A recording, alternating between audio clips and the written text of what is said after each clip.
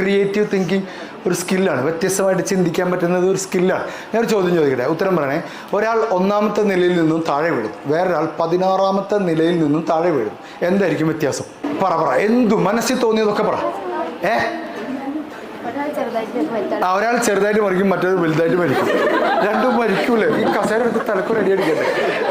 ചെറുതായിട്ടൊന്നും മരിച്ചു. അത് പക്ഷെ അത് ക്രിയേറ്റിവിറ്റിയാ. Very good, I love it. ഒരാൾ ചെറുതായിട്ട് മരിക്കും. ഏതൊരു ക്ലാസ്സിൽ വെച്ചപ്പോൾ ഒരുത്തം പറഞ്ഞു, രണ്ടാളും താഴേക്ക് പോകും, കുറച്ച് കഴിഞ്ഞാൽ മേലേക്ക് പോകും. വേറൊരു കുട്ടി പറഞ്ഞത്, 1ാമത്തെ നില പെട്ടെന്ന് മരിക്കും, 16ാമത്തത് ആസ്വദിച്ച് മരിക്കും. ഞാനിതാ പോണേ 13, 14, 12.